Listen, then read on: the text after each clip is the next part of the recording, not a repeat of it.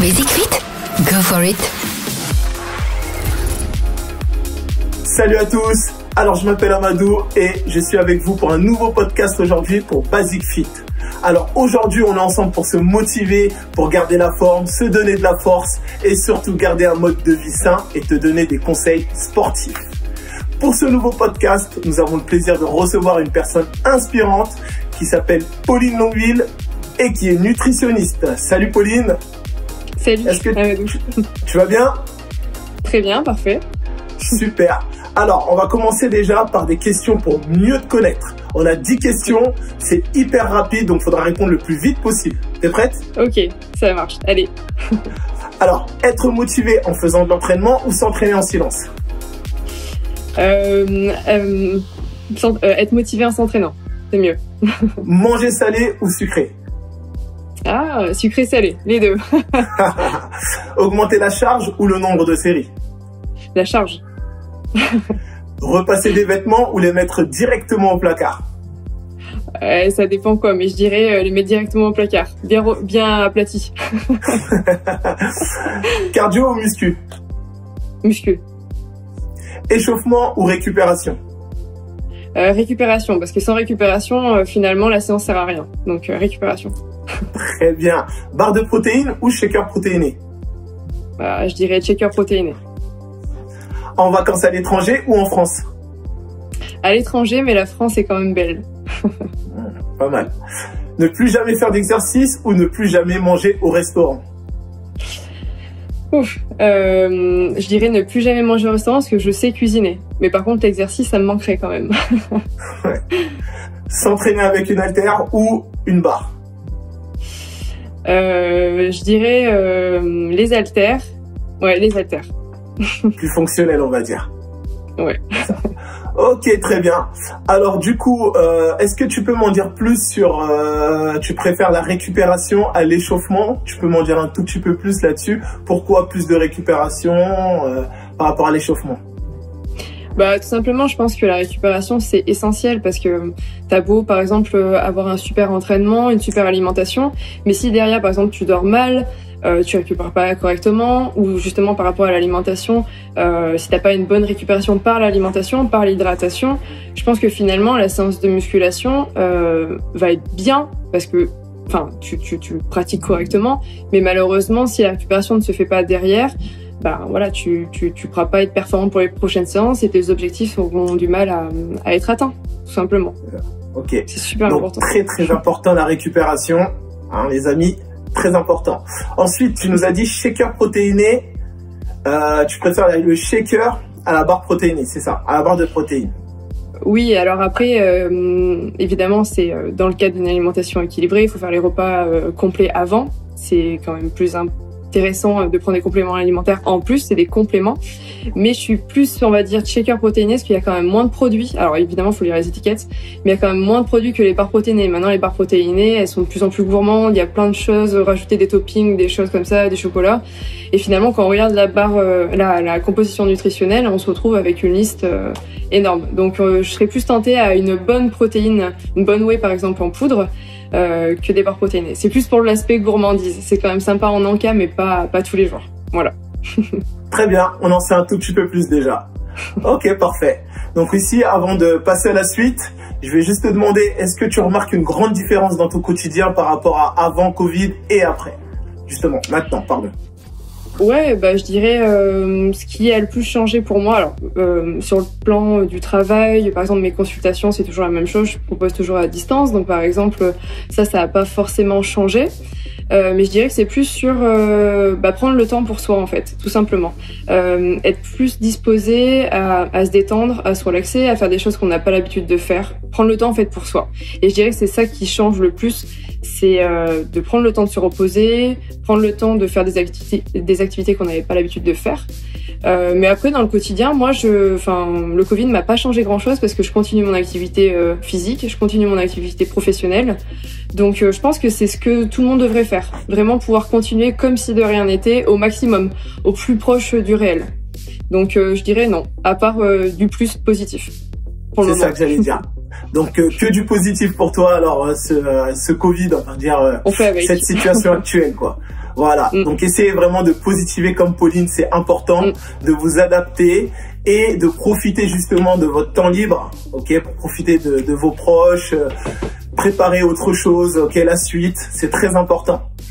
Alors, à quoi ressemble l'intérieur de ton frigo? Est-ce qu'il y a beaucoup de produits pas très diète ou des bons produits frais du marché? Alors moi je suis vraiment on va dire le cliché de la diététicienne. Non, j'ai vraiment un frigo clean. En fait, j'utilise beaucoup de produits essentiellement bruts, frais. C'est le mieux à faire. Donc par exemple dans mon frigo il y a des œufs, il y a du fromage, il y a des laitages, tout en brut, en nature. Après beaucoup de fruits et de légumes. Il y a un peu de congelé aussi. C'est pas mal aussi d'avoir par exemple des légumes surgelés quand forcément on n'a pas quand on n'a pas forcément le temps. Ça peut être une bonne option. Mais voilà, il y a rien de catastrophique dans mon frigo. Après, évidemment, je me fais plaisir aussi le week-end. La semaine, on fait attention, on respecte à 80-90%, on va dire, un plan nutritionnel équilibré, varié, que tout le monde devrait avoir dans son alimentation. Oui. Et après, le week-end, voilà, on se fait toujours un peu plaisir, des petits gâteaux, des petites pâtisseries, et puis même cuisiner maison. Parce qu'il y a plein de choses aussi à faire maison. C'est ça. Donc petit plaisir aussi le week-end, très important pour le moral. Ok. Exactement. Voilà.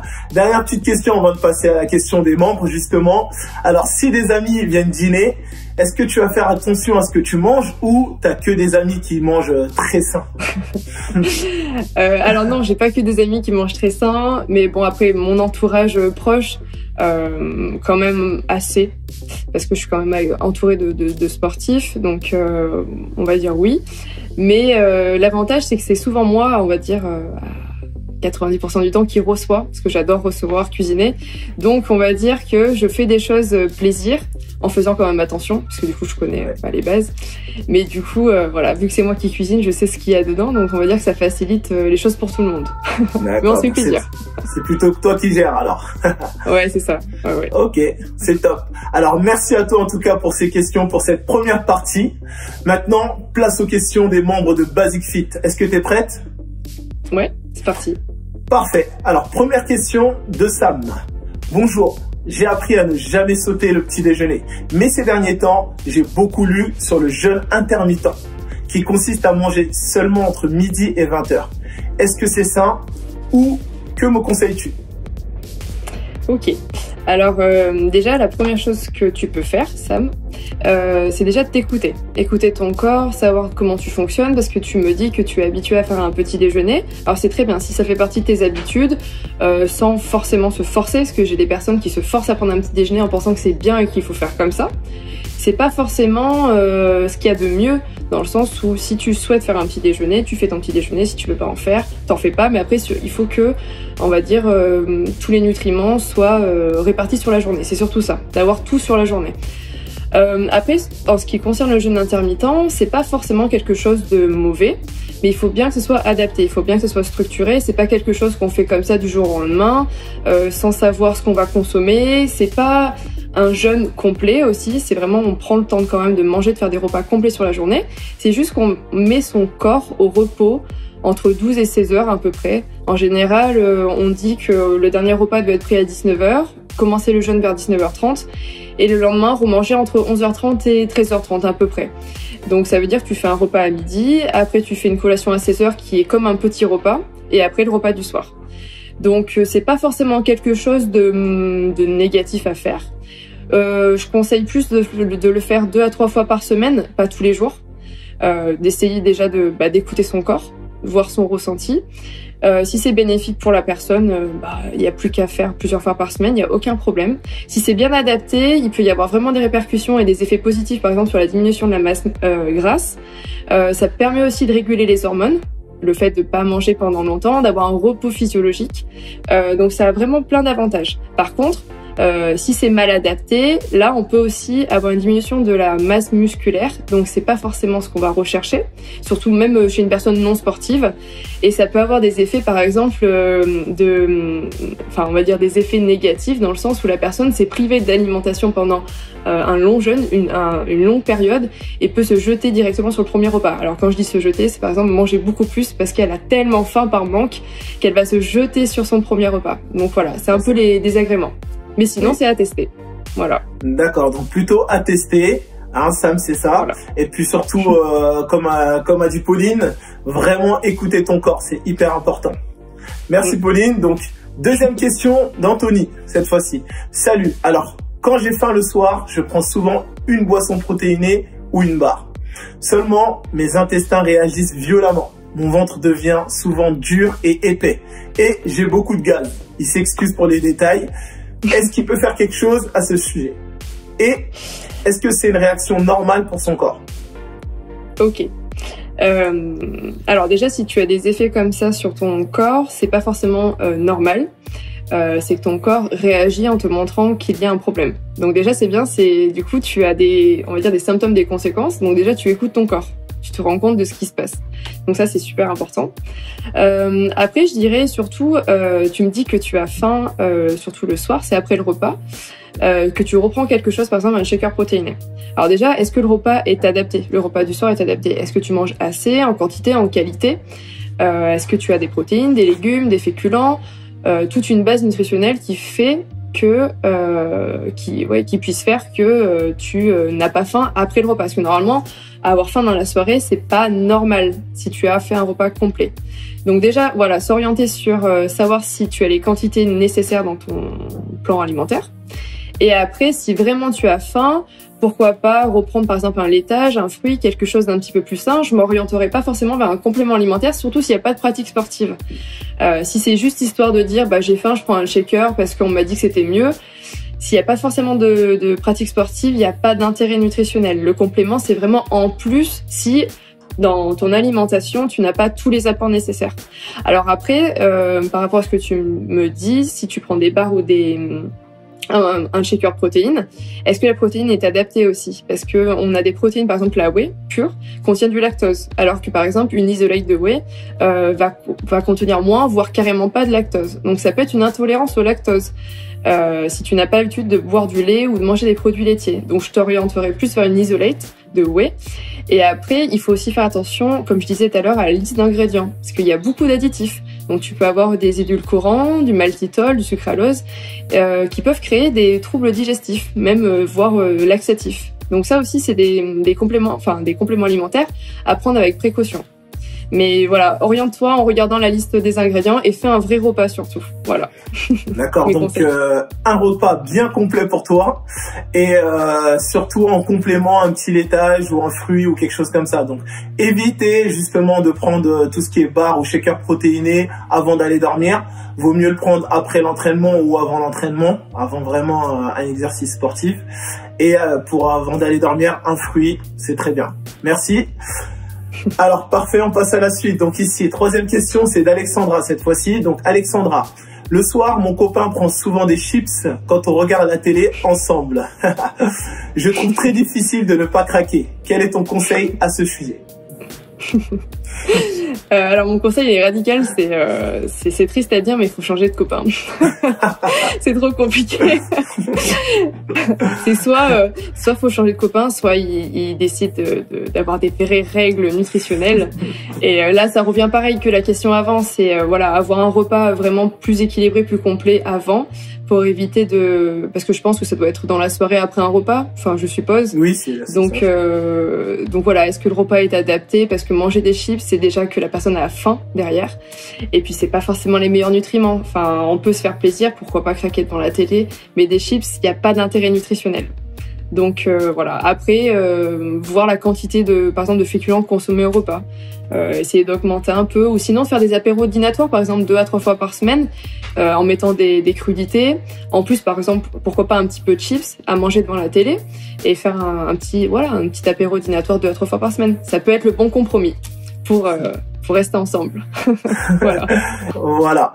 Donc quatrième question de Philippe cette fois-ci. Alors, parfois, j'hésite à manger végétalien, seulement mes parents me disent que je n'ai pas assez de nutriments. Quels sont les nutriments qui te manquent quand tu manges végétalien? Comment savoir s'il te manque des nutriments ou s'il y a des carences? Et quelle est la meilleure façon de pallier à ce manque? Ok. Je conseille pas forcément le régime végétalien, mais plus végétarien. Végétalien, c'est quand même un petit peu extrême dans le sens où, voilà, il faut faire la différence déjà entre végétarien et végétalien. Les végétariens, c'est exclure de l'alimentation toutes les chairs animales. Et le régime végétalien, c'est toutes les chairs animales plus tout ce qui est sous-animal. Donc ça va être les œufs, le fromage, le lait, tout ce qui est produit de la ruche. Donc là, ça devient tout de suite un petit peu plus compliqué parce que finalement, on se retrouve avec des graines, des huiles, des fruits et des légumes, des céréales et des légumineuses, donc tout ce qui est légumes secs. Donc finalement, c'est assez compliqué de tenir une alimentation comme ça au quotidien sur le long terme surtout, parce que dans les premiers temps, évidemment, tu vas avoir des répercussions positives, parce que, enfin, du fait d'apporter beaucoup de vitamines, de minéraux. Mais sur le long terme, c'est pas forcément ce que je conseille, surtout s'il y a une pratique sportive derrière. Après, sur tout ce qui va être justement l'alimentation du végétalien est très riche en glucides et en lipides. On s'en rend pas compte, mais c'est une alimentation du coup du fait de tous les aliments que j'ai cités avant, très très riche, très calorique. Donc si c'est une alimentation qui est pratiquée, enfin consommée sans une pratique sportive, on peut vite prendre du poids facilement si on fait pas attention. Donc je conseille pas forcément. Après, en termes de carences, là aussi elles sont multiples. Il va y avoir des carences sur la vitamine B12. Qui est essentiellement présente dans les chairs animales. Donc là, du coup, on supprime donc pas de B12, donc il va falloir se supplémenter en B12.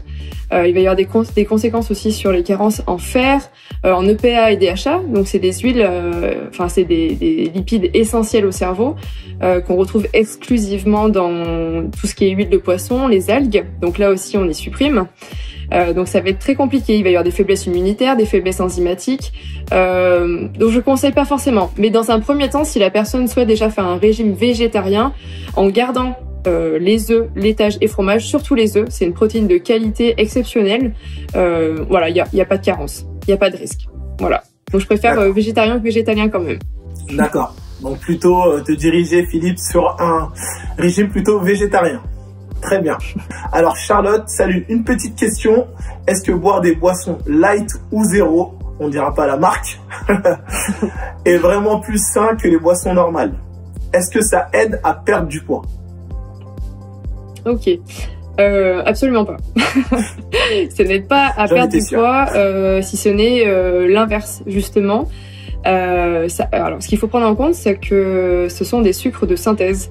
Donc des édulcorants, donc sucralose, acésulfame K, c'est plein de produits chimiques de synthèse qui, en gros, pour résumer, vont modifier un peu les perceptions du cerveau et de l'organisme.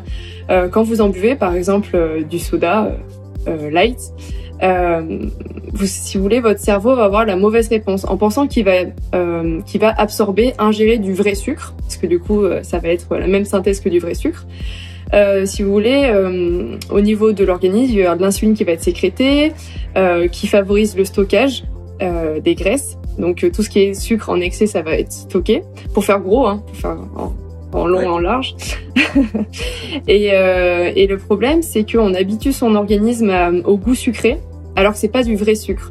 Donc le corps est totalement perturbé, ça dérègle le système hormonal sur toutes les hormones, hein, qui sont liées aux glycémies, au taux de sucre, etc. Donc je conseille vraiment pas tout ce qui est light, tout ce qui est zéro, tout ce qui est sans sucre, sauf dans des cas particuliers, par exemple une personne qui est diabétique, insulinodépendant, qui n'a pas le choix que de consommer des produits sans sucre. Pour se faire plaisir, évidemment, c'est de façon occasionnelle. Il faut pas que ce soit quelque chose de régulier, surtout pas. J'ai beaucoup, par exemple, de patients qui consomment des soda light, par exemple, jusqu'à 1 litre, 1,5 litre par jour.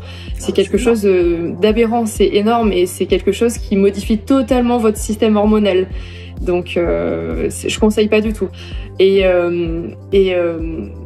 après, sur le long terme, ça peut créer aussi de la résistance à l'insuline, ça peut créer aussi des troubles alimentaires. Donc voilà, je conseille pas. Ce que je conseille par contre, si vous voulez vous faire plaisir sur quelque chose de gazeux, ça peut être une eau pétillante avec, vous pouvez mettre des fruits, de la menthe, du citron. Ça peut être une belle alternative si c'est ce que vous recherchez. En fait, si vous cherchez un petit goût un peu sucré et pétillant, voilà. Ou sinon, on consomme un verre de temps en temps, de façon occasionnelle, par exemple de vrai soda avec du vrai sucre, mais en moindre quantité et de façon occasionnelle. Vaut mieux. Voilà. C'est vraiment tout à petite dose, rien à forte dose. Et surtout, tout ce qui est light zéro, donc du coup, à éviter. Si vous voulez vraiment prendre du soda, autant prendre le vrai, ok, avec du sucre, occasionnellement, toujours à petite dose, c'est très important. Donc vraiment, Charlotte, donc si tu veux vraiment perdre du poids, comme on a dit sur toutes les autres questions, fais justement attention à ce que tu manges, ok. Ou sinon, tu peux te rapprocher d'une experte nutritionniste, diététicienne, d'un coach sportif qui pourront t'aider justement à t'orienter et à t'aider justement sur ton alimentation et tes entraînements pour avoir de meilleurs résultats.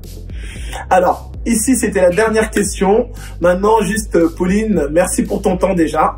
Merci pour toutes ces réponses instructives. Donc, vraiment, c'était top. Alors, juste une petite phrase pour motiver nos membres avant de partir concernant l'alimentation. Qu'est-ce que tu peux nous dire ?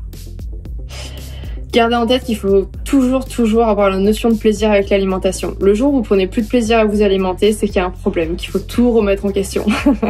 Il faut absolument garder la notion de plaisir et prendre plaisir aussi à cuisiner. Vous pouvez manger de tout. Après, l'essentiel, c'est l'équilibre. Manger tout en quantité raisonnable. Mais rien n'est interdit, il faut pas se priver. Les régimes, ça n'existe pas. Pas de frustration, pas de privation. Voilà. Le plaisir. Prendre plaisir. Ok, au maximum, c'est ça. Parfait. Merci à toi en tout cas, et pour vous motiver justement, on va se retrouver très vite. Donc j'espère que toutes ces questions vous ont aidé, vont vous aider à garder un mode de vie sain et vont vous donner la force comme on l'a dit. On essaie de vraiment vous soutenir un maximum avec des séances de sport, des petits podcasts avec justement des experts en nutrition, en sport. Donc vraiment n'hésitez pas quand vous avez des questions. Ok. Merci à toi Pauline en tout cas. De rien. Merci à la team. Avec plaisir. Super. Je vous dis à très vite. Et puis, prenez soin de vous et faites attention, mangez sain. Merci Pauline. De rien. Au revoir.